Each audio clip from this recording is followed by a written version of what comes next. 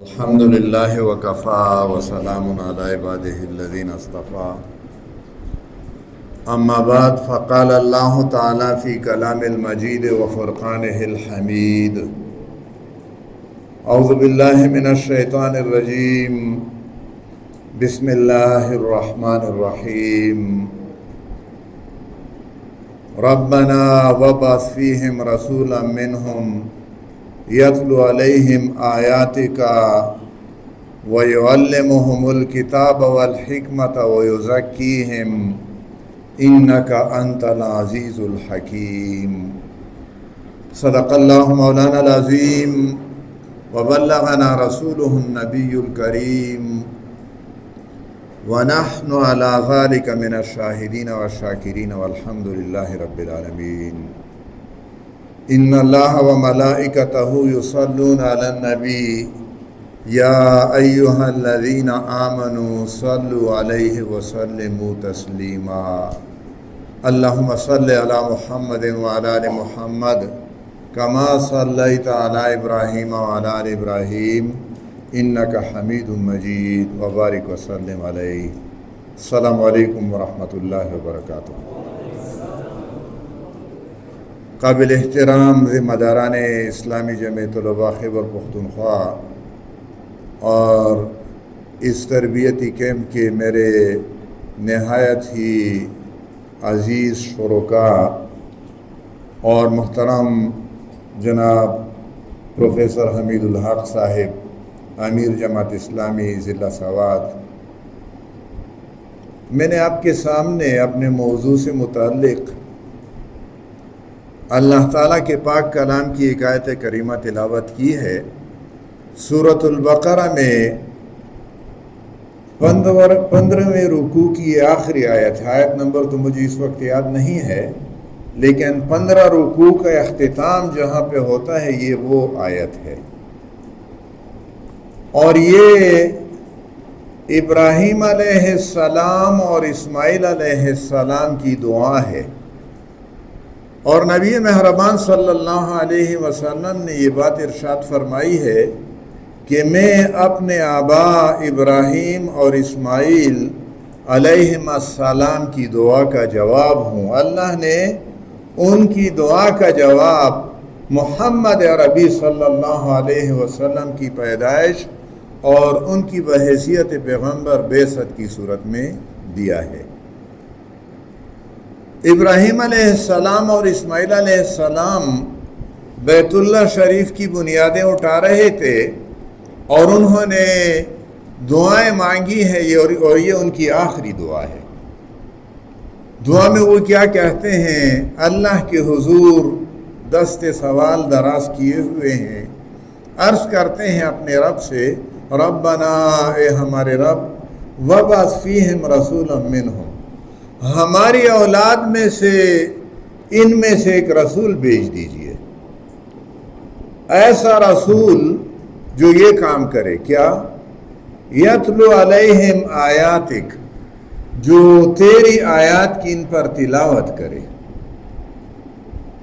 وَيُعَلِّمُهُمُ الْكِتَابَ وَالْحِكْمَةَ، اور ان کو تعلیم دے کتاب کی اور حکمت کی، وَيُزَكِّيهِمْ، اور ان کا تزکیہ کرے، ان کو پاک کرے، ان کے نفس کو، ان کے بدن کو، ان کے روح کو، ان کے جسم کو، ان کے اندرون کو، ان کے بیرون کو، ظاہر اور باطن ہر طریقے سے ان کو پاک کرے، ایسا رسول ان میں بھیج دیجئے، بے شک انکا، بے شک آپ، انت العزیز الحکیم، آپ زبردست ہیں، غالب ہیں اور حکمت والے ہیں۔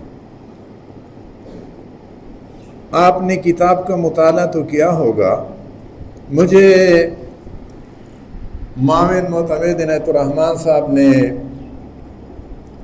موضوع بھیج دیا، اور پہلے انہوں نے کہا کہ ہم کتاب کا انتخاب کر رہے ہیں، اور کتاب کا وہ حوالہ بھی آپ کو بھیج دیں گے، اور آپ کے پاس جو پروگرام ہے اس میں الرحیق المختوم مولانا صفی الرحمن مبارک پوری صاحب کی کتاب ہے الرحیق المختوم، اس کا انتخاب کیا تھا لیکن وہ نہیں مل سکا کتاب، وہ نہیں مل سکی، تو اس لیے مولانا سراج الدین ندوی صاحب کی کتاب رسول خدا صلی اللہ علیہ وسلم کا طریق تربیت جو آپ کے پاس موجود ہے، اور آپ نے یقیناً اس کا مطالعہ کیا ہوگا۔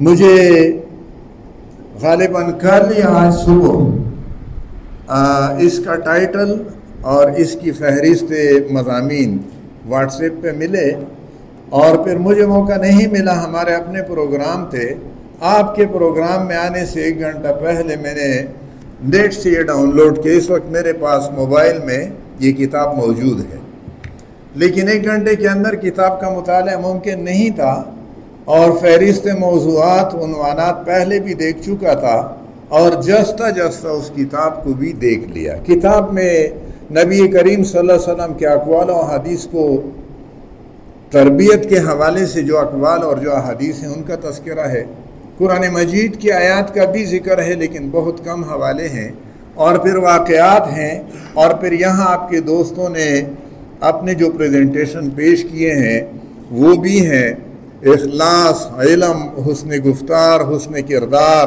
اور پھر شگفتہ مزاجی، اور دوسرے جتنے بھی واقعات ہیں، حسن ظن اور سوء ظن سے اجتناب، اور یہ واقعات بھی اس کتاب میں درج ہیں۔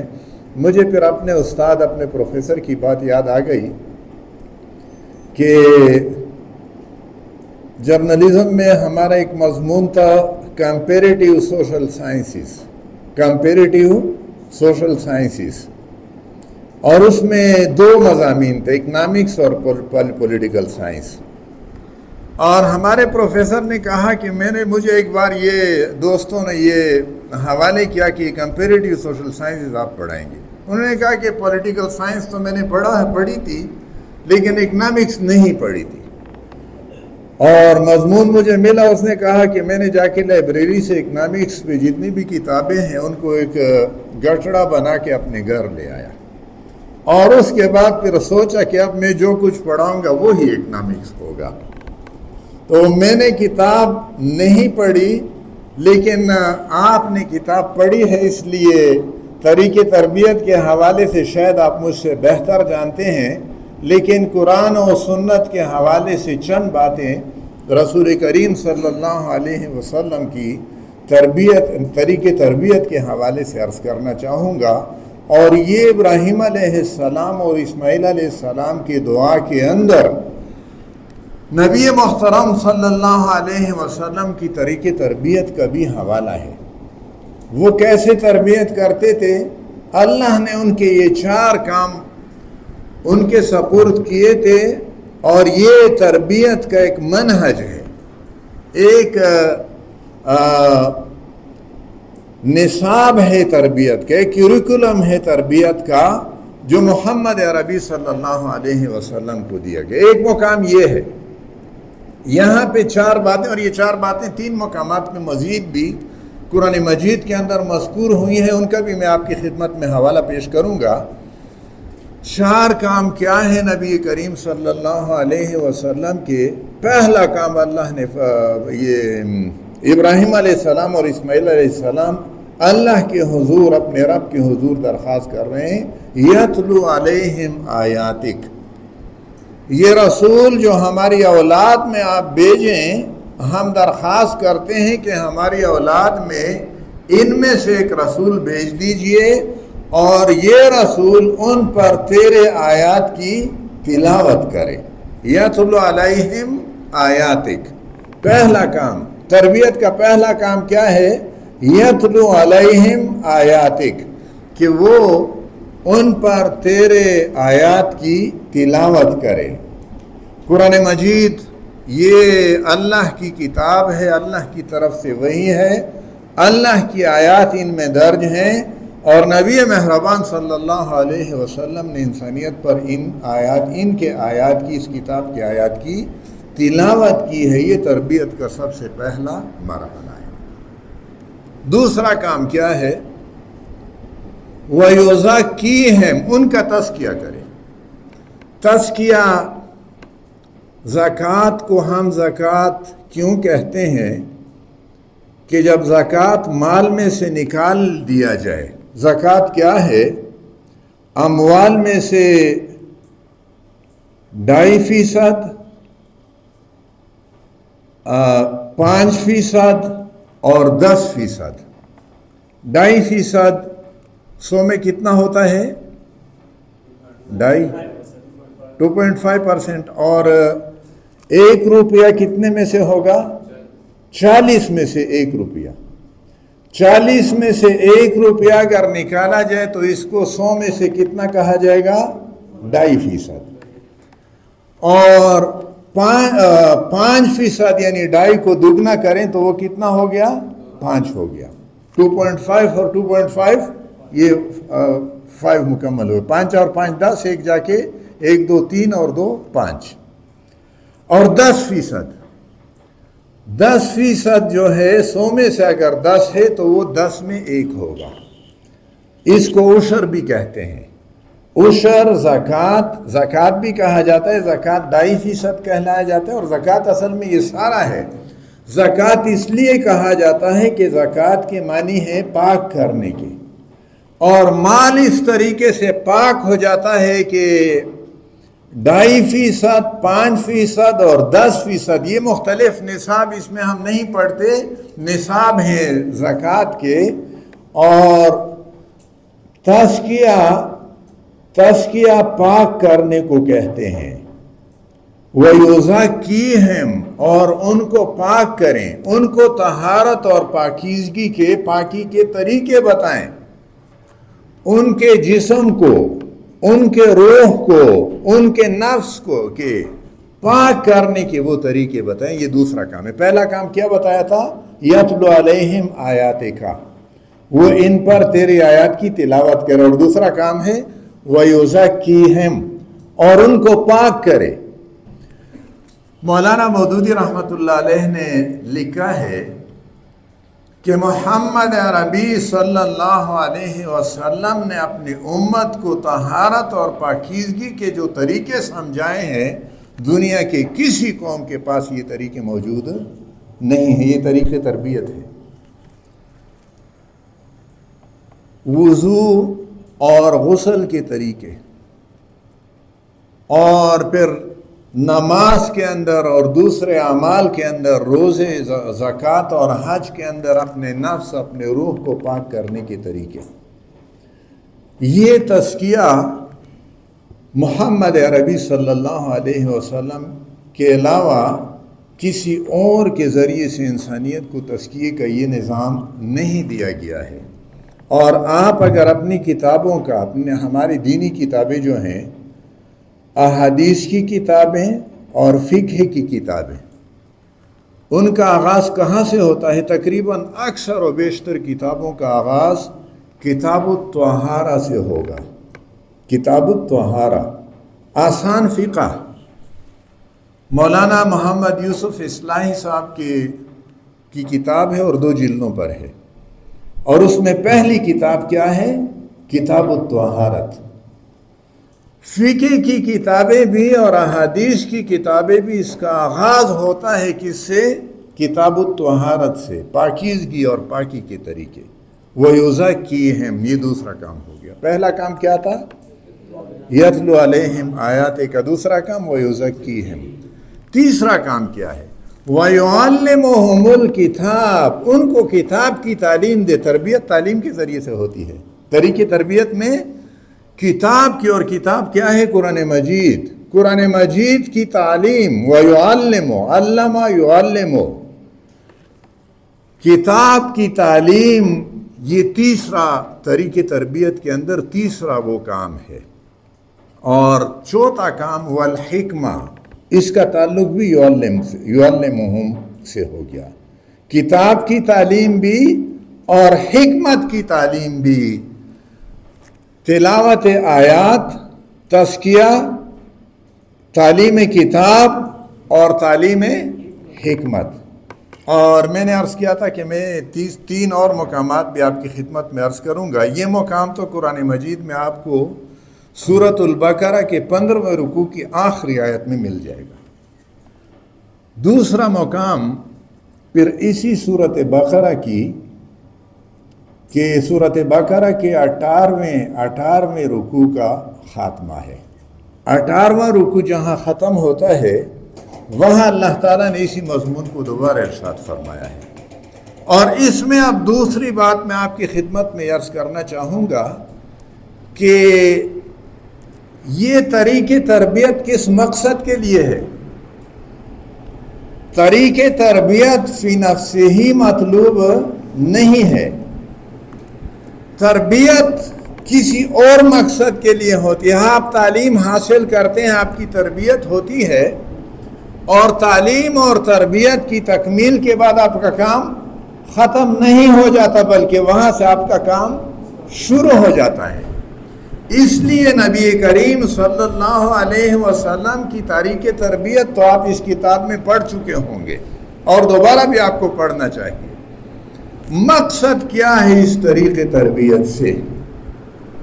وہ یہ دوسرا مقام جو میں نے عرض کیا سورۃ البقرہ کے 18ویں رکوع کی آخری آیت ہے، اور یہ آیت کب نازل ہوئی؟ نبی صلی اللہ علیہ وسلم نے 13 سال مکہ معظمہ کے اندر دعوت اور تبلیغ کا کام کیا ہے، اور قتال جہاد تو وہ تھا، جہاد اور قتال یہ الگ موضوع ہے، ہمارے اس موضوع سے متعلق نہیں، اس لیے اس میں ہم نہیں پڑھتے۔ جہاد سائے بلیغ ہو کے انتہائی کوشش، کسی بھی مقصد کے حصول کے لیے انتہائی کوشش کو ہم کیا کہتے ہیں؟ جہاد۔ جس طرح یورپ کے اندر کروسیڈ ہے، کروسیڈ کیا ہوتی ہے؟ ان کی مذہبی جنگوں کو کروسیڈ کہا جاتا ہے۔ ہماری اصطلاح جہاد کسی بھی مقصد کے حصول کے لیے انتہائی کوشش کرنے کو جہاد کہتے ہیں، جدوجہد بھی کہا جاتا ہے۔ اور قتال کیا ہے؟ اللہ کے دین کے غلبے کے لیے کفار سے لڑنا، ان کو قتل کرنا اور ان کے ہاتھوں قتل ہونا، اس کو کہا جاتا ہے قتال۔ مکہ مکرمہ کے اندر 13 سال تک قتال کی اجازت نہیں تھی، مکہ مکرمہ کے اندر 13 سال تک قتال کی اجازت نہیں تھی۔ اور سورۃ النساء میں یہ بات ارشاد فرمائیں گے یہ کہ اس وقت ان سے کہا گیا تھا کفو ایدیکم، کفو ایدی، اپنے ہاتھ رو کے رکھو، مار سے ہو، تمہیں مارا جائے، پیٹا جائے، تکلیفیں پہنچتی رہے، لیکن تم نے ہاتھ نہیں اٹھانا، جواب نہیں۔ 13 سال تک تربیت ہوتی رہی، اور اس کے بعد پھر ہجرت کا مرحلہ آیا۔ ہجرت کسے کہتے ہیں؟ ہجرت اپنے دین کی حفاظت کے لیے اپنے وطن کو خیرباد کہنا اور کسی ایسے علاقے میں جا بسنا جہاں آپ کا دین محفوظ ہو، اس کو کیا کہتے ہیں؟ ہجرت۔ اور نبی صلی اللہ علیہ وسلم نے مہاجر کی ایک اور تعریف بھی بیان فرمائی، المہاجر من ہجر، مہاجر وہ ہے جو چھوڑ دے ما نہی اللہ عنہ، ان چیزوں کو جس سے اللہ نے منع فرمایا۔ مہاجر کون ہے؟ یعنی یہ ہجرت کس لیے کی جاتی ہے کہ جس وطن میں ہم رہ رہے ہیں وہاں پہ اللہ کے دین پہ عمل کرنا ممکن نہیں، ہمارا دین ضائع ہو رہا ہے، اس سے بچنے کے لیے، اللہ تعالیٰ کی نافرمانیوں سے بچنے کے لیے اس علاقے کو چھوڑ کے ایسے علاقے میں بسنا جہاں پہ اللہ کے دین پہ عمل کرنا ممکن ہو، اس کو ہجرت کہتے ہیں۔ اور بہترین مہاجر کون ہے؟ نبی صلی اللہ علیہ وسلم نے سمجھایا من حجر ما نہی اللہ عنہ، جو ان کاموں کو چھوڑ دے جن کاموں سے اللہ نے منع فرمائے۔ ہجرت ہوئی، ہجرت حبشہ بھی آپ نے پڑھی ہے تاریخ میں، ہجرت حبشہ سیرت میں آپ پڑھ چکے ہیں، 2 بار حبشے کی طرف مسلمان ہجرت کر کے گئے ہیں، اور تیسری ہجرت مدینے کی طرف ہوئی۔ اور مدینے کی طرف یہ ہجرت ہو جانے کے بعد پھر کچھ عرصے تک قتال کی اجازت نہیں تھی، پھر اللہ نے قتال کی اجازت دے دی، اور مدینہ جا کر قبلہ تبدیل ہو گیا۔ ہم قبلہ اول کہتے ہیں نا، قبلہ اول کہاں ہے؟ بیت المقدس۔ مولانا عبدالرحیم چترالی صاحب یہ بات سمجھاتے تھے کہ یہ بات درست نہیں ہے کہ قبلہ اول بیت المقدس ہے۔ بیت المقدس کی تعمیر کس نے کی تھی؟ سلیمان علیہ السلام نے۔ اور کعبہ کی تعمیر کس نے کی تھی؟ ابراہیم علیہ السلام کئی صدیاں پہلے سلیمان علیہ السلام سے گزرے ہیں۔ گویا کعبہ کی تعمیر کئی سو سال پہلے ہو چکی تھی، اور بیت المقدس کی تعمیر پھر سلیمان علیہ السلام کے دور میں کئی سو سال بعد یہ ہوئی، تقریباً غالباً 1300 سال بنتے ہیں۔ 1300 سال بعد بیت المقدس کی تعمیر ہوئی۔ مولانا عبدالرحیم چترالی صاحب یہ سمجھاتے تھے کہ یہ قبلہ اول جو آپ کہتے ہیں، آواز پہنچے گی انشاءاللہ، میری آواز آخر تک آ رہی ہے؟ اور لیکن نبی صلی اللہ علیہ وسلم کو حکم یہ تھا کہ آپ نے بیت المقدس کی طرف رخ کر کے نماز پڑھنی ہے۔ اور روایات میں یہ بات آتی ہے کہ مکہ مکرمہ کے اندر رسول کریم صلی اللہ علیہ وسلم بیت اللہ شریف سے جنوب کی طرف کھڑے ہو کے نماز پڑھتے تھے۔ سامنے شمال کی طرف پہلے بیت اللہ شریف نظر آتا تھا، اور اس سے سینکڑوں میل دور بیت المقدس میں، بیت المقدس فلسطین کے اندر بیت المقدس کی طرف بھی رخ ہوتا تھا۔ ہجرت جب ہو گئی مدینہ منورہ کے اندر یہ دونوں کام ممکن نہیں تھے۔ کیوں؟ مدینہ منورہ سے بیت اللہ شریف جنوب کی جانب تھا، اور بیت المقدس مدینہ منورہ سے شمال کی جانب ہے۔ اگر ایک قبلے کی طرف رخ ہے تو دوسری کی طرف پشت ہے۔ اللہ کا حکم تھا، بنی اسرائیل کی ابھی سیادت اور قیادت تھی، اس لیے حکم یہ تھا کہ بیت المقدس کی طرف رخ کر کے نماز پڑھی۔ اور کوئی 16 یا 17 مہینے بعد اللہ کی طرف سے ہدایت آئی، وحی آئی، اور سورۃ البقرہ کی یہ دوسرا پارہ جہاں سے شروع ہوتا ہے، 2 رکوعات، دوسرے پارے کے پہلے 2 رکوعات، یعنی رکوع نمبر 17 سورۃ البقرہ اور رکوع نمبر 18، یہ دونوں رکوعات قبلے کی تبدیلی پر مشتمل ہیں۔ قبلے کی تبدیلی کیوں ہوئی؟ میں نے عرض کیا کہ آپ ذرا اس طرف توجہ دیں کہ نبی کریم صلی اللہ علیہ وسلم کی یہ تربیت کس مقصد کے لیے ہے۔ طریق تربیت ہم سمجھنے کی کوشش کر رہے ہیں، مقصد تربیت بھی ہمارے ذہن سے اوجھل نہیں ہونی چاہیے۔ اور ان 2 رکوعات سورۃ البقرہ کے رکوع نمبر 17 اور رکوع نمبر 18 کے اندر جو تحویل قبلہ کا، قبلے کی تبدیلی کا حکم ہے، اس کا اختتام اس بات پہ ہے۔ آیت کیا ہے؟ کما ارسلنا فیکم رسولا منکم۔ اللہ تعالیٰ مومنین سے ارشاد فرما رہے ہیں۔ پہلے تو ابراہیم علیہ السلام اور اسماعیل علیہ السلام دعا کر رہے تھے اپنے رب سے، اور اب اللہ رب العزت خطاب فرما رہے ہیں کن سے؟ مومنین سے، اور ہم بھی مومنین میں شامل ہیں۔ یہ خطاب ہمارے لیے بھی ہے۔ کیا خطاب ہے؟ کما ارسلنا فیکم رسولا منکم، جیسا کہ ہم نے تمہارے اندر تم میں سے ایک رسول بھیجا۔ اللہ ہم سے کیا فرما رہے ہیں؟ جیسا کہ، یہ جیسا اس کو کہتے ہیں حرف تشبیہ۔ حرف تشبیہ، حرف تشبیہ سے کیا مراد ہے؟ ایک چیز دوسرے چیز کے مشابہ قرار دی جا رہی ہے، ایک چیز دوسرے چیز کی طرح بیان کی جا رہی ہے۔ اور کیا چیز پہلے بیان ہوئی ہے؟ وہ قبلے کی تبدیلی کا حکم ہے۔ قبلے کی تبدیلی کا حکم اصل میں اس بات کا اعلان تھا کہ بنی اسرائیل کی قیادت اور سیادت اور پیشوائی اور رہنمائی انسانیت کی دنیا سے ختم ہو گئی۔ وہ انسانیت کی قیادت سے سبکدوش کر دیے گئے۔ امت محمد صلی اللہ علیہ وسلم کو دنیا کی قیادت، سیادت اور انسانیت کی رہنمائی کے منصب پر فائز کر دیا گیا۔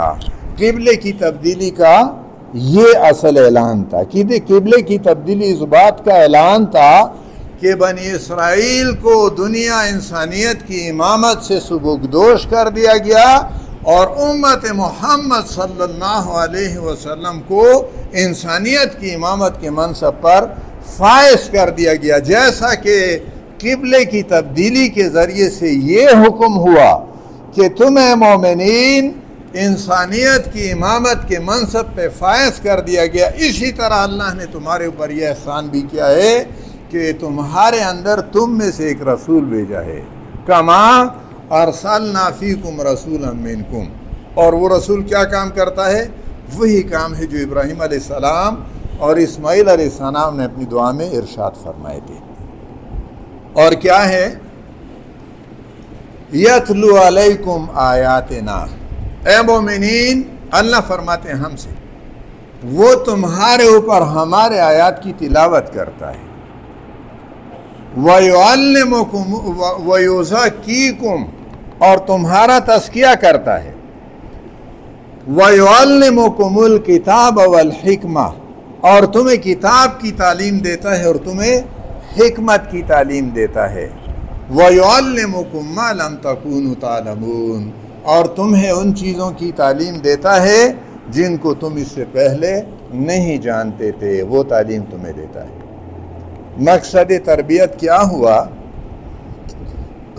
انسانیت پہ امت محمد صلی اللہ علیہ وسلم کی امامت کو قائم کرنا. اللہ قائم کرے گا لیکن شرائط ہم نے فراہم کرنے ہیں. اور وہ شرائط کیا ہے؟ اللہ کے احکامات کے مطابق اپنی زندگی بسر کرنا، اپنی زندگی کی تربیت اسی منہج پہ کرنا جو محمد عربی صلی اللہ علیہ وسلم نے بتلایا ہے. اور یہ کام اگر ہم نے کر دیا تو انسانیت کی امامت ہمارے لیے ہے. انسانیت کی امامت پہ مومنین فائز رہے. اور لیکن آج ہم انسانیت کی امامت ہمارے ہاتھ میں نہیں ہے. انسانیت کی امامت کن کے ہاتھ میں ہے؟ امریکہ کے ہاتھ میں ہے، یورپ کے ہاتھ میں ہے. چین کوشش کر رہا ہے کہ وہ انسانیت کے امام بن جائے، اور امت محمد صلی اللہ علیہ وسلم کے حکمران وہ دوسروں کے آگے جولی پہ لائے ہوئے ہیں. طریق تربیت کس مقصد کے لیے ہے؟ انسانیت کی امامت، تلاوت آیات، تعلیم کتاب و حکمت اور تزکیہ نفوس، اس کے ذریعے سے انسانیت کی امامت ہمیں حاصل ہوگی. تربیت اس طریقے پہ ہو، یہ تربیت کے وہ منبع ہیں، سرچشمے ہیں، سورسز ہیں، ٹریننگ کے سورسز ہیں. ہم ان کو اختیار کریں گے تو یہ طریقی تربیت ہمیں حاصل ہو. تربیت کا کام جاری ہے. مکے کا دور قتال سے اجتناب، کفوا ایدیکم، ہاتھ رو کے رکھو. مدنی دور قتال کی اجازت دی گئی، اس کے بعد حکم آیا اور قتال شروع ہو گیا. اور غزوہ بدر میں کامیابی نصیب ہوئی، اور غزوہ احد میں پہلے کامیابی ہوئی تھی لیکن کامیابی تکمیل تک نہیں پہنچ سکی. کیوں؟ آپ کو یاد ہے نا غزوہ احد کا واقعہ؟ جبل الرمات پر نبی صلی اللہ علیہ وسلم نے عبداللہ ابن جبیر رضی اللہ تعالیٰ عنہ کی قیادت میں کتنے تیر انداز مقرر کیے تھے؟ 50 تیر انداز. اور ان میں سے اکثریت نے اپنے امیر کی حکم عدولی کی. جب ان کو دکھائی دیا کہ میدان تو اب مسلمانوں کے ہاتھ میں اور کفار بھاگ رہے ہیں، انہوں نے مورچہ چھوڑ دیا. اور خالد بن ولید نے جو کفار کا ساتھی تھا اس وقت، پوش سے رسال لے کے حملہ کر دیا اور فتح شکست میں بدل گئی. اس کے بعد پھر 2 آیات آپ کی خدمت میں عرض کروں گا. یہاں شاید میں رکوع کا حوالہ بھی ٹھیک سے نہ دے سکوں، لیکن سورۃ بنی اسرائیل کا اگر آپ مطالعہ کریں گے، اور یہ 13-14 غالباً 15-14 یا 15 رکوع ہے. اللہ تعالیٰ نبی صلی اللہ علیہ وسلم کو ایک بات فرما رہے ہیں. آپ کی اس کتاب میں بھی اس آیات کا مولانا سراج الدین ندوی صاحب نے دیا ہے، اور آپ کے ایک ساتھی نے بھی یہاں کے آپ کے سامنے پریزنٹیشن میں اس کا حوالہ دیا. وہ آیت کیا ہے؟ سورۃ آل عمران میں وہ آپ کو مل سکتی ہے 14 یا 15 رکوع میں. فَبِمَا رَحْمَةٍ مِّنَ اللَّهِ لِنْتَ لَهُمْ۔ اللہ تعالیٰ اپنے حبیب صلی اللہ علیہ وسلم سے فرما رہے ہیں فَبِمَا رَحْمَةٍ مِّنَ اللَّهِ لِنْتَ لَهُمْ، کہ میرے حبیب صلی اللہ علیہ وسلم آپ ان مومنین کے لیے اللہ کے رحمت کی بنیاد پہ نرم دل واقع ہوئے، نرم خو واقع ہوئے ہیں۔ آپ کے اندر نرمی ہے، تربیت کے لیے نرمی آپ نے کتاب میں بھی پڑھا ہے، نرمی بہت ضروری ہے۔ نرم خوئی سے ہی آپ تربیت کر سکتے ہیں، اپنی بھی اور دوسروں کی بھی۔ اور اگر آپ میں سخت خو ہیں، آپ تند خو ہیں، تو نہ آپ کی اپنی تربیت ہو سکتی ہے، نہ آپ کسی اور کی تربیت کر سکتے ہیں۔ فَبِمَا رَحْمَةٍ مِّنَ اللَّهِ لِنْتَ لَهُمْ، پس اللہ کی مہربانی کے سبب آپ ان کے لیے نرم خو واقع ہوئے ہیں۔ وَلَوْ كُنْتَ فَظًّا، اور اگر آپ تند خو ہوتے، غلیظ القلب، اور سنگ دل ہوتے، سخت دل ہوتے، لَانفَضُّوا مِنْ حَوْلِكَ، یہ تمہارے ارد گرد سے چڑھ جاتے، تمہیں اکیلا چھوڑ دیتے، تم سے چلے جاتے۔ اور سیرت کا ایک واقعہ اور بھی ہے، صلح حدیبیہ آپ نے سیرت میں پڑھا ہے، اور صلح حدیبیہ سے پہلے قریش کی طرف سے مذاکرات کے لوگ آتے رہے، اور ان میں ایک صاحب کا نام ہے عروہ ابن مسعود ثقفی۔ ثقیف کا قبیلہ جو طائف میں بستا تھا، اس کے سردار تھے عروہ ابن مسعود، اس کا نام تھا۔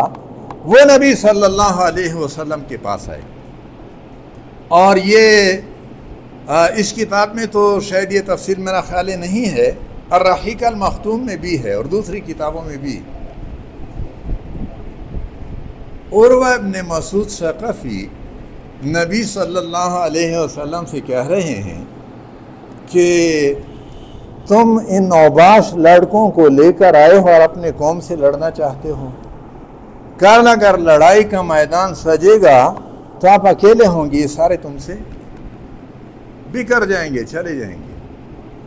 ابوبکر صدیق رضی اللہ تعالیٰ عنہ نے یہ بات سنی اور اسے ضبط نہ ہو سکا، اور انہوں نے بڑی سخت گالی دی ہے اسے۔ لات کیا ہے؟ لات اور منات اور عزا، یہ بت ہیں، اور یہ اصل میں دیویاں ہیں، یعنی یہ سارے بت جو ہیں یہ مؤنث ہیں۔ یہ لات بھی یہ عورت کی شکل کا بت ہے۔ اور ابوبکر صدیق رضی اللہ تعالیٰ عنہ نے ان سے کہا یہ تو کیا کہہ رہا ہے، ہم اس شخص کو اکیلا چھوڑ کر بھاگ جائیں گے یہاں سے؟ تمہارے ذہن میں یہ بات کیسے آ گئی؟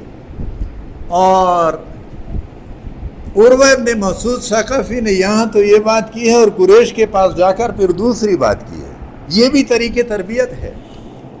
نبی صلی اللہ علیہ وسلم کے ساتھ صحابہ کرام کی جو محبت تھی، اور وہ محبت ایسے تو پیدا نہیں ہوئی تھی، ان کی تربیت اس طریقے سے کی تھی۔ عروہ ابن مسعود ثقفی نے قریش کے رئیسوں کے پاس جا کر کہا کہ میں قیصر اور کسریٰ کے درباروں میں بھی گیا ہوں، اور دنیا کے بہت سرداروں اور ہم بادشاہوں کو میں نے دیکھا ہے، لیکن میں نے محمد صلی اللہ علیہ وسلم کو کہ صحابہ کو ان سے جس طریقے سے محبت کرتے ہوئے دیکھا، دنیا کے کسی دربار میں کسی ملک میں ایسا منظر نہیں دیکھا کہ نبی صلی اللہ علیہ وسلم وضو کر رہے ہیں اور وضو کے پانی کا ایک قطرہ بھی وہ زمین پہ گرنے نہیں دے رہے، اور ہاتھ اور برتن لے کے پانی اپنے وہ جسموں پہ مل رہے ہیں۔ ایسی محبت میں نے کہیں نہیں دیکھی۔ یہ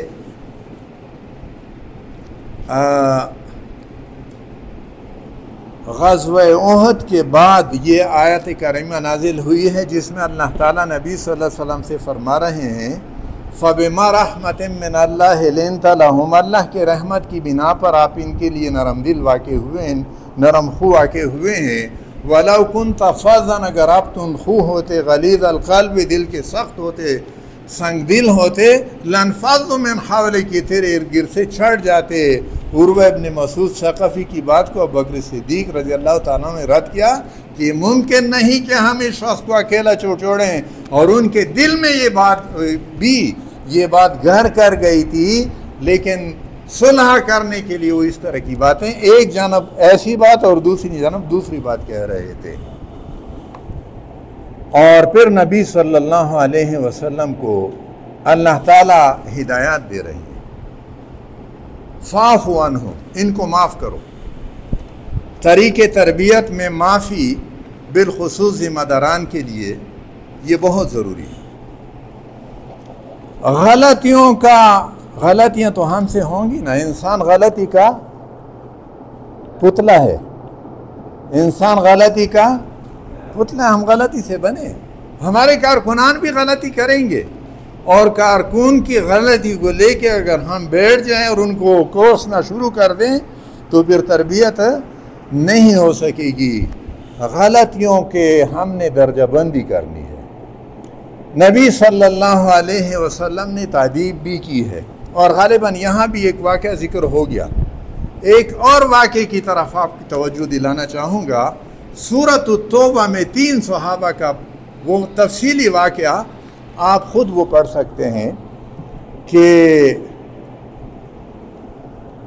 3 صحابہ غزوہ تبوک پہ جانے سے رہ گئے تھے، اور ان کے ساتھ 50 دن تک بائیکاٹ رہا، سوشل بائیکاٹ تھا، معاشرتی مقاطعہ تھا، اور تربیت کے ایک انداز تھا۔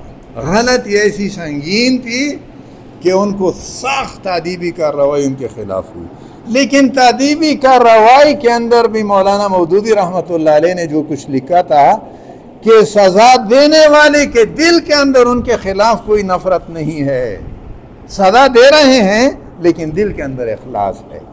اگر کوئی غلطی ایسی سنگین ہے کہ ناظم کو اپنے کارکن کو سزا دینی ناگزیر ہے، تب بھی اخلاص دل سے جاتا نہیں رہنا چاہیے، دل کے اندر اخلاص لازمان گر کرنا چاہیے، اور اس سزا کا اثر پھر یہ ہوگا کہ وہ 3 صحابہ دوبارہ پلٹ آئے، اور اللہ فرماتے ہیں فاعفو عنہم، ان کو معاف کرو۔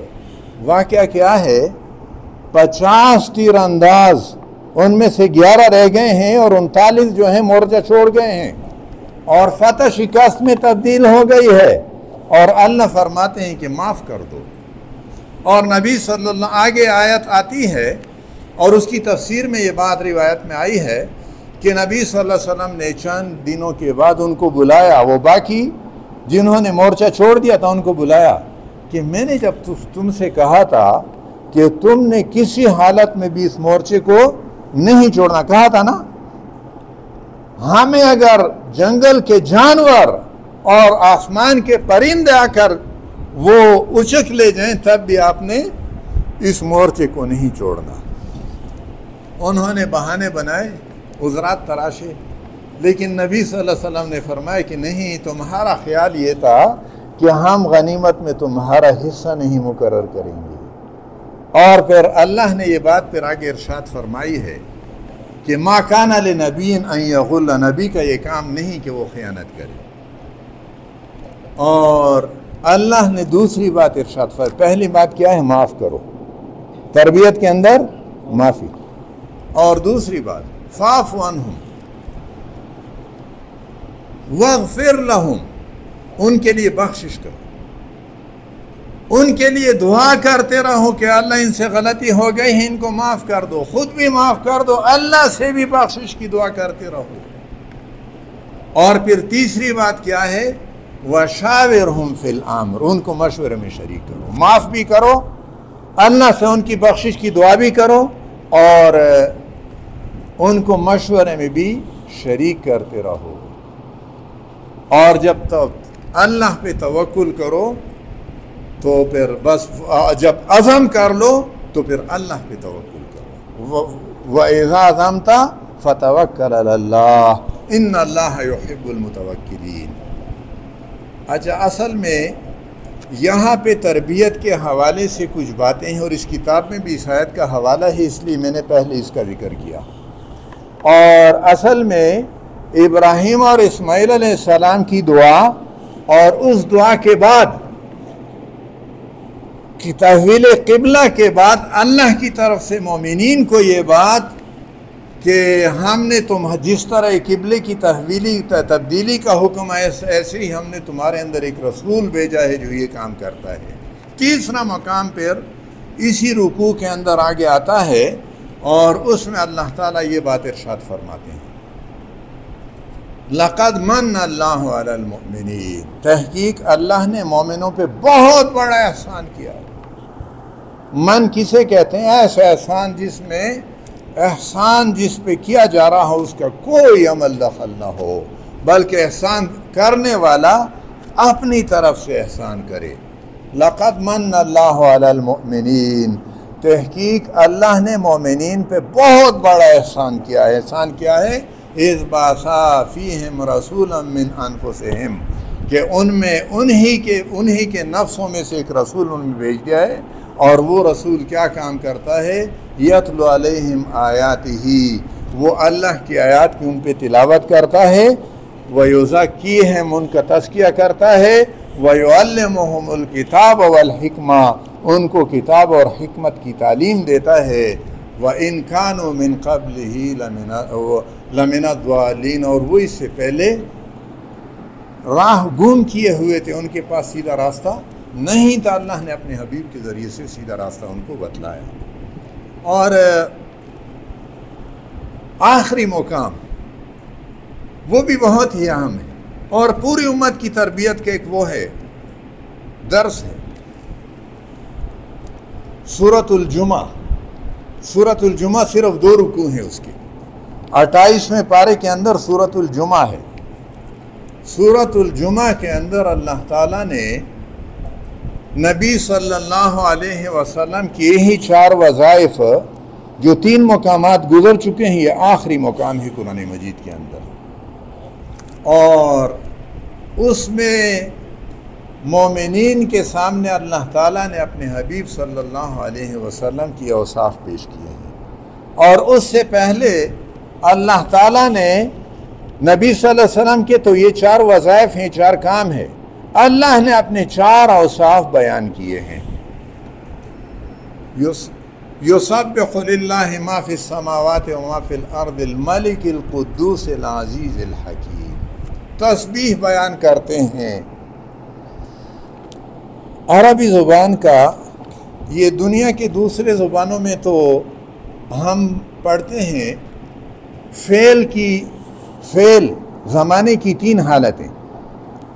زمانے کی 3 حالتیں کیا ہیں؟ ماضی، حال اور مستقبل، پاسٹ، پریزنٹ اور فیوچر، یا پریزنٹ، پاسٹ، فیوچر، جو بھی ترتیب آپ بیان کریں۔ عربی زبان میں فعل کس کو کہتے ہیں؟ کسی زمانے میں کام کا کرنا، کسی زمانے میں کام کے کرنے کو کیا کہتے ہیں؟ فعل۔ انگریزی میں اس کو کیا کہتے ہیں؟ ورب۔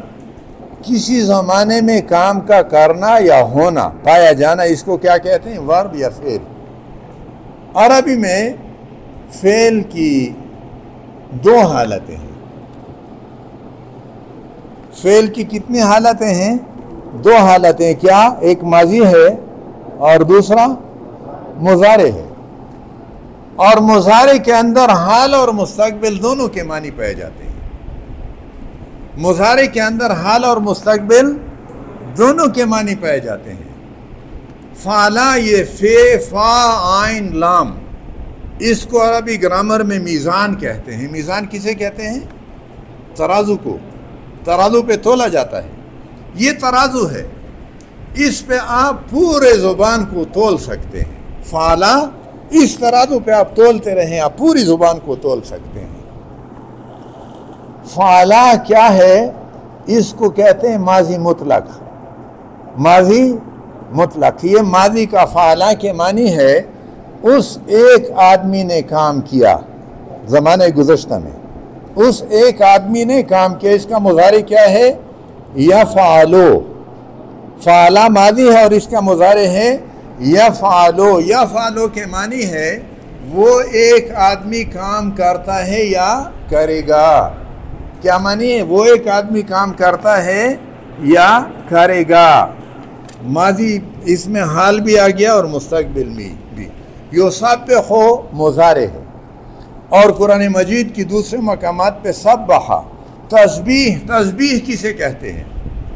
تسبیح پاکی بیان، اس کا ترجمہ کیا جاتا ہے پاکی کو بیان کرنا. یہ تسبیح اصل میں منفی پہلو ہے اس کا کہ اللہ تعالیٰ تمام عیوب سے اور نقائص سے پاک اور منزہ ہے. تسبیح کے معنی کیا ہے؟ اللہ تعالیٰ تمام عیبوں سے، نقصانات سے اور عیوب سے وہ بالکل پاک اور صاف ہے. اس کو کیا کہتے ہیں؟ تسبیح. اس کے بالمقابل کیا ہے؟ حمد. حمد کسے کہتے ہیں؟ تعریف کو. تسبیح تمام عیوب سے پاک بیان کرنا تسبیح ہے، اور جتنے بھی اچھے صفات ہیں ان تمام صفات کا تذکرہ اس کو کیا کہیں گے؟ حمد کہیں گے. یسبح للہ ما فی السماوات و ما فی الارض. آسمان اور زمین میں جو کچھ ہے یہ سب اللہ کی تسبیح بیان کرتے ہیں اور کرتے رہیں گے. اور سبح جہاں آیا ہے اس کی معنی کہ ماضی میں بھی بیان کیا، یعنی ماضی سے لے کر مستقبل کے انتہا تک اللہ تعالیٰ کی پاکی کا بیان ہو رہا ہے. اور وہ کیسی ذات ہے؟ وہ ذات الملک. یسبح للہ ما فی السماوات و ما فی الارض. الملک، پہلی صفت اس کی کیا ہے؟ الملک. ملک کے معنی ہے بادشاہ. القدوس، پاک. العزیز، غالب اور زبردست، جو فیصلہ کرے وہ نافذ ہو کر رہتا ہے. الحکیم، اور حکمت والا. یہ چار صفات اللہ نے بیان کی. اور پھر اللہ پھر فرماتے ہیں هو الذی بعث فی الامیین رسولا من انفسہم، جس نے امیوں میں سے ایک رسول ان میں سے بھیجا. امی کیا ہے؟ اصل میں بنی اسرائیل کہتے تھے کہ ہم انبیاء کی اولاد ہیں. نحن ابناء اللہ و احباؤہ، ہم اللہ کے بیٹے ہیں اور اللہ کے چہیتے ہیں. اور وہ یہ کہتے تھے کہ ہمیں دنیا میں اقتدار اور اختیار کے لیے، قیادت اور سیادت کے لیے، امامت کے لیے پیدا کیا گیا ہے، اور آخرت میں جنت کے لیے. اور دوسرے یہ جتنے بھی مخلوق ہیں ساری ہماری غلامی کے لیے، اور آخرت میں پھر ان کو دوزخ کے لیے پیدا کیا گیا ہے. اللہ نے فرمایا کہ نہیں، ایسا نہیں ہے. تم اللہ کے بیٹے اور چہیتے نہیں ہو.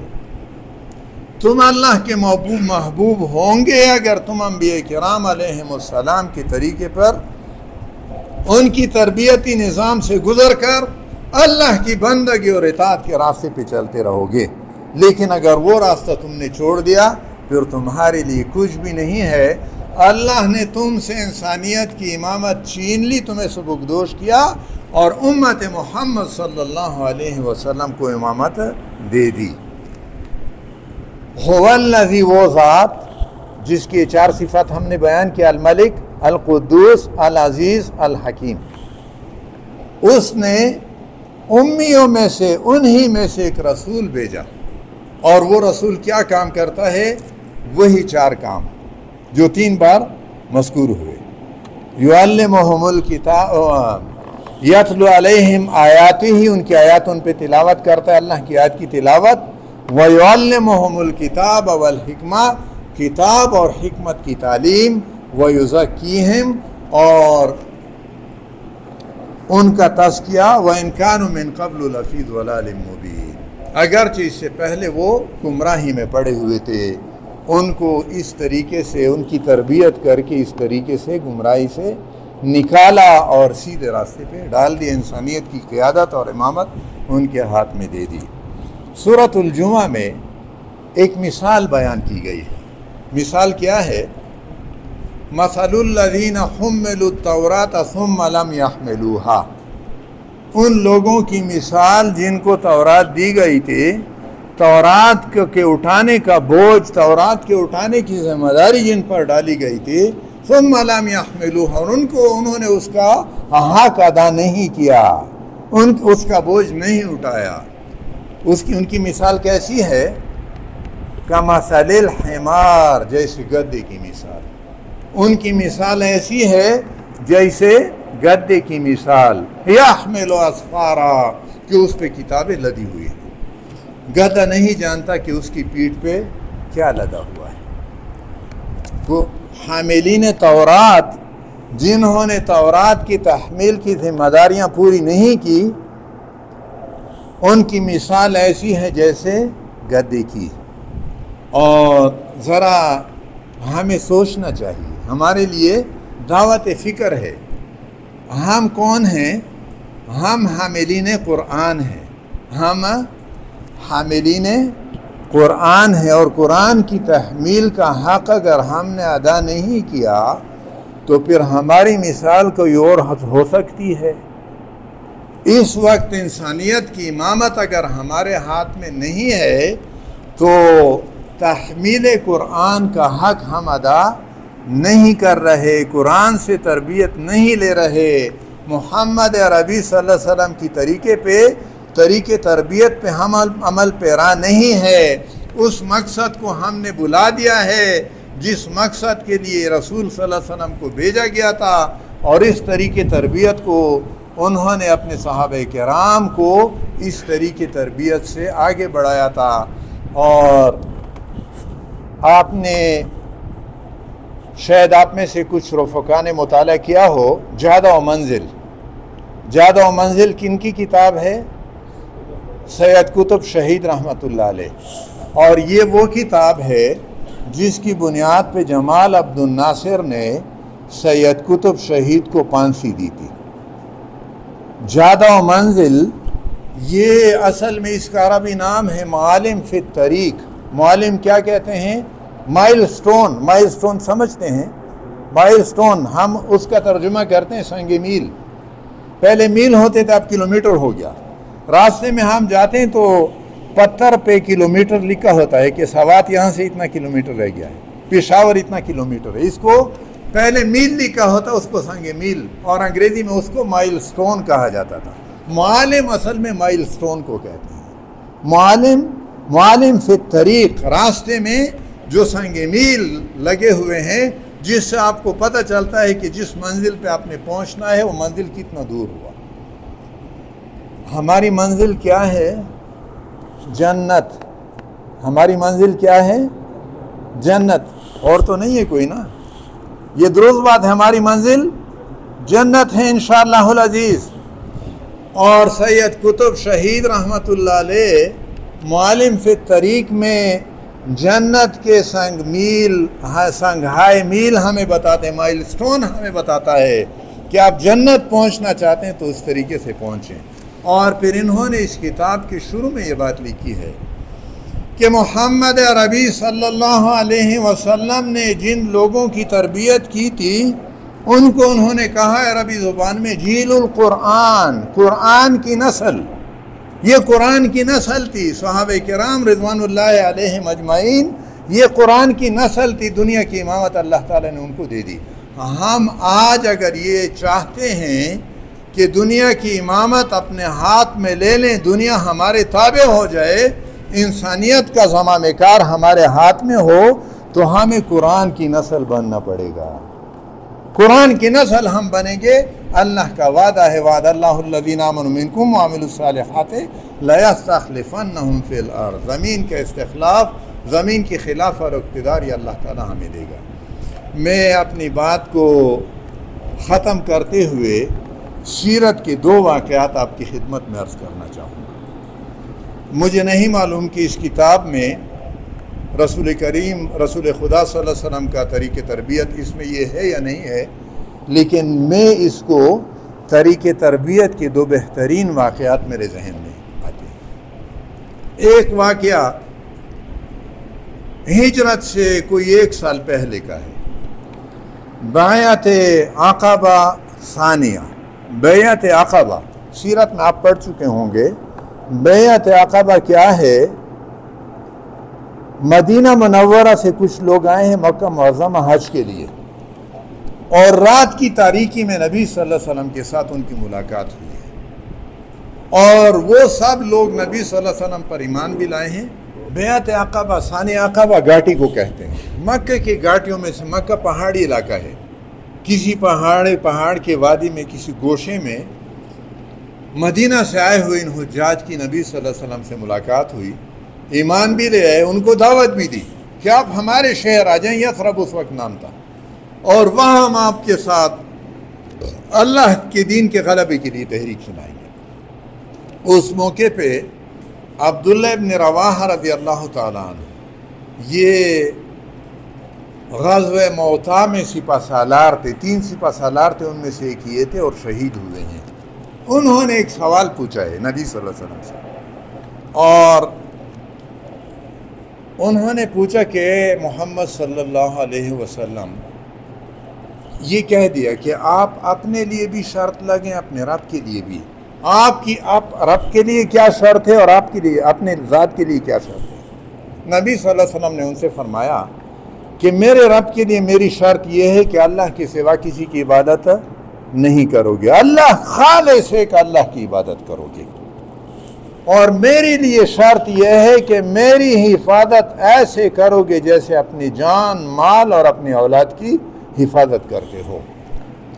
عبداللہ ابن رواحہ رضی اللہ تعالیٰ عنہ پھر پوچھتے ہیں کہ اللہ کے رسول صلی اللہ علیہ وسلم، اگر ہم اللہ کو عبادت میں اللہ کے ساتھ کسی کو شریک نہ کریں اور آپ کی حفاظت اپنی جان، مال، اولاد سے بڑھ کر کریں، تو پھر اس کے نتیجے میں ہمیں ملے گا کیا؟ تربیت ہے۔ اب نبی صلی اللہ علیہ وسلم فرماتے ہیں الجنہ، تمہیں جنت ملے گی۔ دنیا بھی ملی ہے صحابہ کرام کو، لیکن نبی صلی اللہ علیہ وسلم دنیا کا تذکرہ نہیں کر رہے، طریق تربیت کے ایک انداز۔ ایک واقعہ تو یہ ہے۔ دوسرا واقعہ غزوہ حنین سن 6 ہجری میں رمضان کے مہینے میں مکہ فتح، 8 ہجری میں مکہ فتح ہوا، 6 ہجری میں صلح حدیبیہ ہے، 8 ہجری میں رمضان کے مہینے میں مکہ معظمہ فتح ہو گیا، اور اس کے بعد حنین کے میدان میں ثقیف قبیلہ حوازن قبیلے کے ساتھ لڑائی ہوئی، اور اس فتح کے بعد نبی صلی اللہ علیہ وسلم نے مکہ کے جو تازہ مسلمان ہوئے تھے، غنیمتوں میں ان کو زیادہ حصہ دیا۔ انصار میں سے کچھ لوگوں نے یہ بات کہی کہ اللہ کے نبی صلی اللہ علیہ وسلم نے بھی رشتہ داریاں نبھائیں، قرابت داری کا زیادہ لحاظ کیا، حالانکہ ہمارے تلواروں سے ابھی تک خون ٹپک رہا ہے، لڑائیاں تو ہم نے لڑیں، اور جو تازہ مسلمان ہوئے جن کو معافیاں دی گئیں ان کو نوازا بھی گیا، اور آج پھر حنین کے غزوہ میں ہمیں کم دیا اور ان کو زیادہ دیا۔ نبی صلی اللہ علیہ وسلم تک بات پہنچی، انہوں نے انصار کے لوگوں کو جمع کیا ایک خیمے میں، اور ان کے سامنے یہ بات رکھی۔